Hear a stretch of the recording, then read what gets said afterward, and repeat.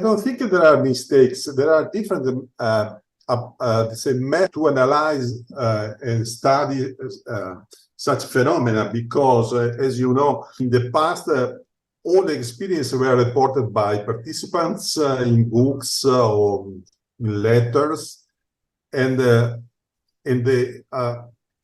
typical scientific approach was not applied to these different reasons, because many scientists were not interested in studying such a phenomenon by using the modern scientific methods, approaches, and probably because people interested in such a kind of phenomena were not interested in interacting in the collaboration with the scientists that usually are, say, considered quite skeptics and adopting a reductionist, materialist, physicalist paradigm, and probably this is the difference. In the last 20 years, some people were quite courageous to approach all. I use the non-ordinary mental phenomena, non-ordinary consciousness phenomena, by using the different tools of the scientific approach. That is a one method to acquire knowledge. Scientists say that is the best method. Others say is of the different method that humans can use for obtaining new knowledge, new information. And if you refer, for example, to the mediumship, mental mediumship, the hearing work by Gary Schwartz and Julie Michel, they in the early 2000 started to investigate mental mediumship by using typical in scientific methods are different, but by using a scientific approach. And since their pioneering activity, people like me, after some years, started to investigate by using a scientific approach. And this is the great difference. The sense that in the old days, all information were disseminated by letters, by books, and differently in the last 20 years, depending on the phenomena. Another well-studied phenomenon is a near-death experience. You know that the first book by Moody in this 75, and now to study near-death experience is a mainstream. You can publish in the mainstream journals, depending, and people are still debating if it is a phenomenon that can be explained by biological interpretations, or if it's a demonstration that mind's consciousnness is independent, or might be independent from its biological substrate. And this is the story of different phenomena. For example, even out-of-body experiences are now started by using scientific approaches. Many so-called parapsychological phenomena, from telepathy, clairvoyance, mind matter interaction, and so on. If you look rapidly at the scientific, say, the number of scientific publications, you can observe an increase of the number, not only in the specialized journals like Journal of Parapsychology, Journal of Scientific Exploration, and so on, but also sometimes with some difficulties in mainstream journals. It's the big difference, because it means that in the academic realm, some people, a minority, and is open to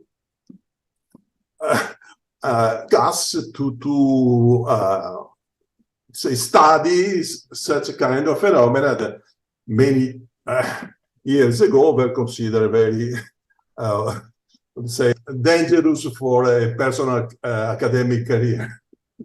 And now there are people that okay, with depending on the academic status, there are people that are still investigating such a phenomenon during their academic life, and not after their retirement. Right.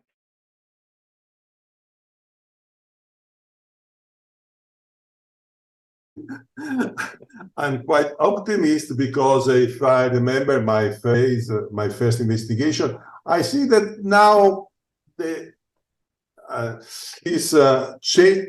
Okay, there is a more acceptance, I think more than 25 years ago, consider alternative hypotheses with respect to the dominant physical interpretation of mind and consciousness. There is still difficulties in accepting some type of investigations, but as I said, for example, near-death experiences that in the early days were considered weird phenomena now are discussed in a mainstream journal.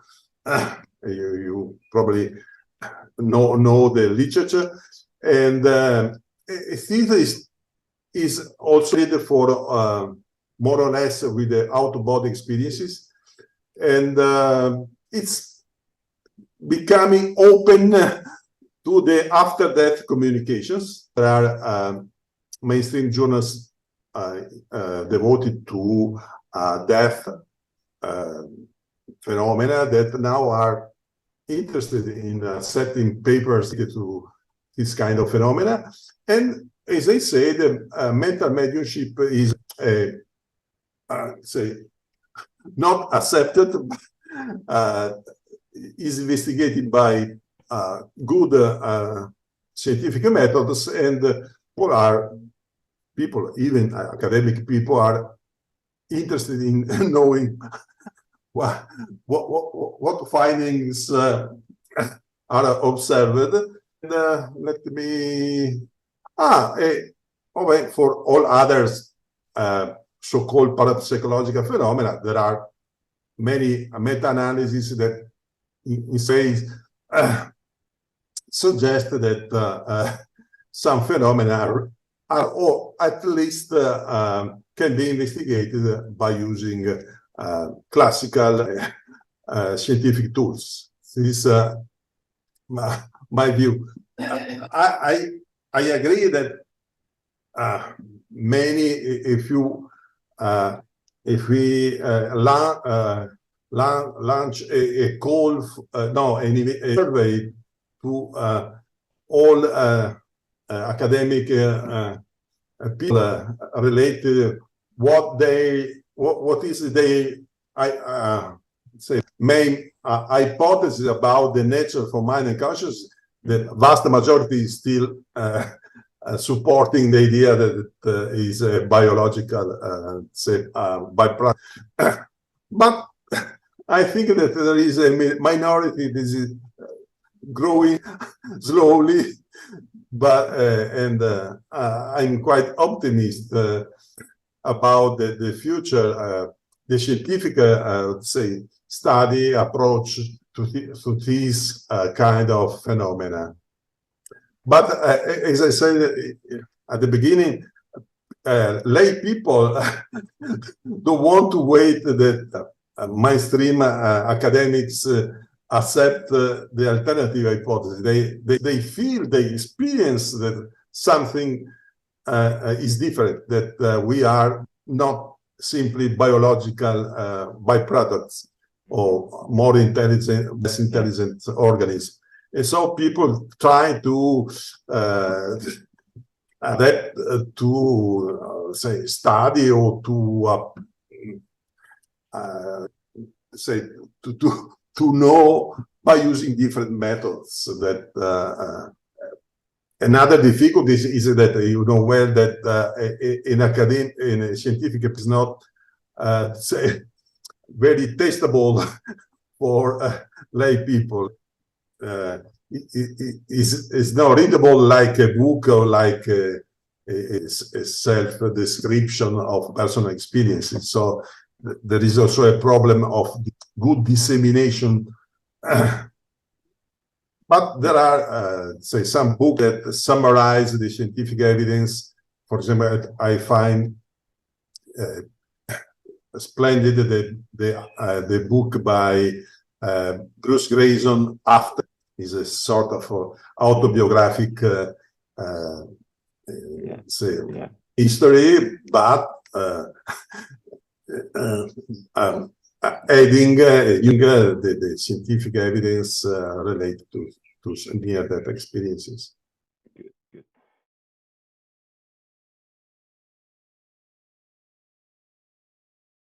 The typical medium, at least in Italy, are spontaneous medium, and without, say, a scientific culture, and they rely on their experience. They applied some people in professional terms as volunteers, but I'd say, of them don't reflect too much about the process. Okay, they are satisfied if they obtain information, if the sitters are happy or less happy. That's all. Okay. Whereas the discussion, for example, if the information are retrieved from a sort of universal memory, Akasha memory, or if there are personalities, discarnate personalities that can interact as us in a body, is quite interesting, because it suggests that what remains of us remains all our psychical, mental experience, even our personality. This is quite interesting with respect to the fact that what remains of our experience is simply our, say, sort of memory or record, universal record, but our identity disappear. You know that in some Buddhist tradition, there is a non-self idea that what our identity is an illusion in this dimension, and this identity will disappear when we will end our experience in such a realm, in a earthly realm. But what is emerging, at least is my opinion supports some evidence, is that it's quite interesting that for doing a good mediumship, there are necessary three participants: the mediums, and the and the decisive people that sometimes want to send information, sometimes they don't want information, sometimes they don't arrive when we call them, arrive inverting. It is quite interesting, a little bit complete for a methodological point of view, but interesting from epistemological point of view. Absolutely.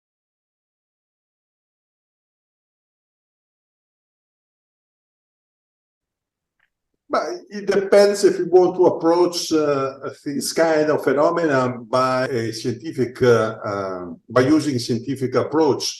I repeat, is one of the different path one path is the faith.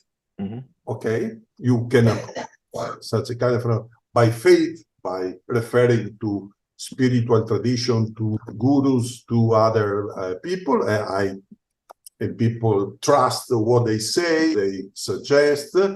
Another, in my view, more interesting approach is personal experience. If people, for example, have a real transcendental spiritual experience, mediumship experience, okay, something strange. But I realize that if people have such a kind of experience, but they don't investigate, don't try to understand the nature of this, they are easily foolish themselves, or they try to say to others what happened, what is your interpretation, and so I think in this case the scientific approach is interesting because it can only because the scientific methods slow for obtaining information, for confirming hypotheses on, but it's useful for example, try to understand better the process, mediumship, of channeling, of near-death experience, and so on. Otherwise, people can have strange interpretation, and some maybe I don't discuss this, but is based on the personal opinion, personal interpretations. So it is unstable. Yeah, absolutely.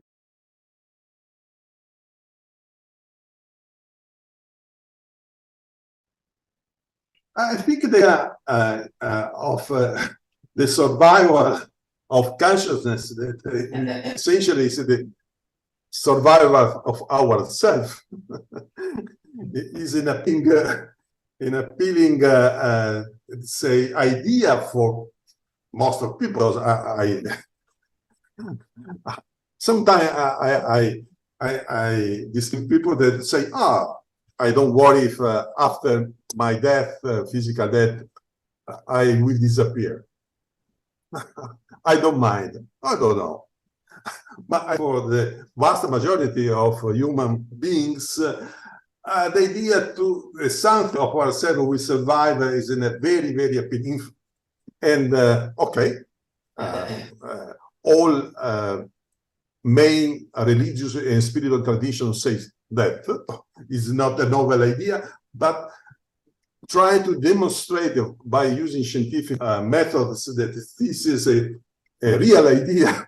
I think that will attract, I hope, not only interest, but also funds for supporting investigation, scientific investigation. So, as you probably know, that the Bigelow Institute launched the first goal that was aimed to demonstrate without doubt that we as humans survive.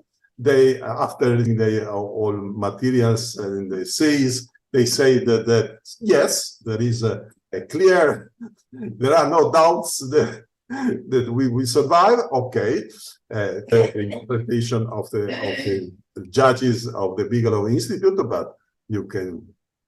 There are others outside that say, there are some. It's convincing, but I think it is what is important, continue to add new investigation. As you know, the funds depend on the courage of investigator and so on. But I think that the door is open. and I'm quite